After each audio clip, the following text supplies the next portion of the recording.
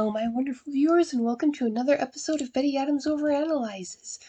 Today, as I promised in a previous video, we're going to analyze the amazing way the creators of Kaiju number 8 have handled Kafka Hibino, both in character development and character growth.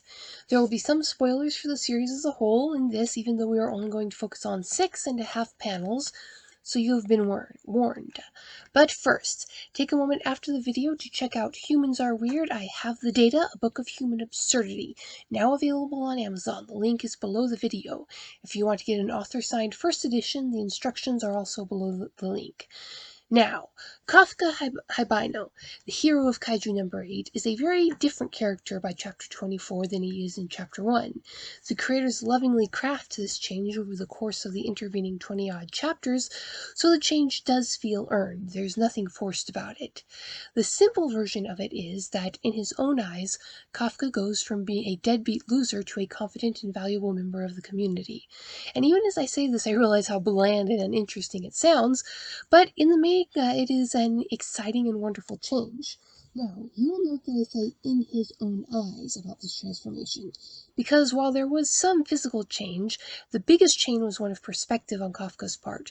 No normal person looking at Kafka from the outside would have described him as a washed-up loser at the beginning of the story. I mean, Reno aside, but you know how 18-year-olds would be. But that is how Kafka felt. In fact, if you ask Kafka, he would have described him, he might even have denied it, though. He tries to do so to himself in an early scene where he counts his blessings, as it were. Kafka lives in a nice big apartment, at least by Japanese standards. He has a respectable civil service job that provides tangible good to the community. He makes more than enough money to buy all the luxuries he wants. His boss respects and values him to the point of counting Kafka as his most valued employee. Yet Kafka feels like a failure, and the attitude of his boss seems almost to agree. See, the boss thinks that Kafka is too good for the job he is currently doing, and while Kafka is far too humble and grounded to think of himself better than any job, he feels that something is wrong. He is ashamed of himself for having given up on his dreams. Over the course of the next dozen-odd chapters, we watch Kafka begin the slow grind of escaping the prison he's made for himself until he reaches the beginning of his goal. He helps Reno, he challenges Shinomiya, stepping into the big leagues, as it were. He pushes himself, he gains on his goal bit by bit. Interestingly enough, the creators chose to bookend this character growth with 2 sets of 3 panels each. They use the imagery of a simply nightly routine. Kafka is getting ready for bed and reviewing his life, as one does in the dark hours when you are alone. In the first image, you see Kafka in his nice big apartment, staring with glum dissatisfaction at a news report about Mina in the 3rd Division. He is smoking and drinking. His face is slack, wrinkled, and shaven, and probably dirty. His clothes are rumpled and hang over his body. He is wearing boxers, showing that he does not intend to interact with the world outside. His face is nearly blank with despair, but there are traces of bitterness and resentment. He is focused on his situation and the past, how he got to this situation. Then, in the second image, he flings himself down on the bed in frustration and near agony. His hands come up to clutch the back of his head as if he is trying to stop the pain by counting his blessings. In one of Agatha Christie's classic works, she has one of her characters say, "A bad sign that, when you're forced to make yourself count your blessings." Then the scene pans out to encompass the environment around him. His big apartment, the representation of his good pay. However, his big apartment, that nice big space, is crowded and cluttered. Not with the signs of life, but with signs of carelessness. There's trash in piles. His bed is a mess. There are empty beer cans stacked and falling everywhere. Cheap instant cup of noodles clearly represent the majority of his diet. This is the apartment of a man who has stopped caring. There are large windows, but the curtains are closed, blocking out the night sky and making the room feel closed in, almost claustrophobic. And the next day, we find out that he's allowed his nightly routine to interfere with and make him less competent at his job when he comes in with a hangover.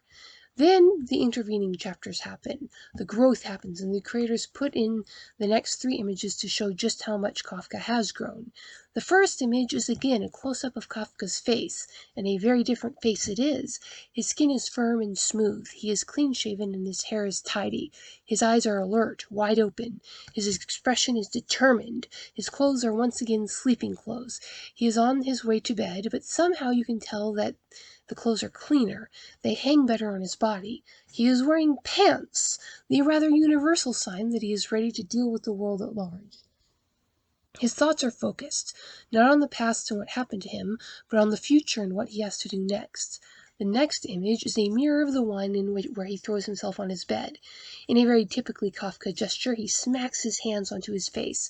It is a very working man gesture, one we have seen him use before. It is the gesture of someone who is tired, whose brain is starting to flag, but who still has a long row to hoe and is determined to keep going. Paired with the image is a little side panel. It is just a trash can and the juice can that Kafka tosses into the trash can. It puts the focus not on Kafka, not on the can of juice, but rather on the action itself. Remember back to the previous image set. All of the cans of beer stacked haphazard around his apartment, making a mess of his environment. Kafka wasn't taking care of himself or his environment, and now he is. He is carefully putting the juice container where it belongs, and doing it with some style. The final image is again the mirror image of the one where he is slumped in a claustrophobic room with the curtains blocking out the night sky. He is now headed off to bed and sleep, but he is striding, stretching, reaching up with his arms. He is reaching for the clearly visible stars above him. He is a part of the greater world around him, and he is embracing it. And interestingly enough, while before he was the single most valued employee in the job, as recognized by his boss, and utterly miserable, now he is quite possibly the least valuable employee, again as recognized by his boss, and he is nearly euphoric with joy and ready to face the world. This is wonderful storytelling, and the art that carries it off is just beautiful, for all that the individual panels are so small. So, what do you think? Have you ever seen a similar use of so few panels to show so much character growth? I'm very interested in hearing your ideas on the matter, so leave a comment below, hit that like and subscribe button. And if you're interested in some humorous alien stories, follow the links below the video to the Amazon page for Humans Are Weird, I Have the Data, unless you want an author-signed first edition, in which case follow the instructions to get one of those. Peace out, my wonderful viewers.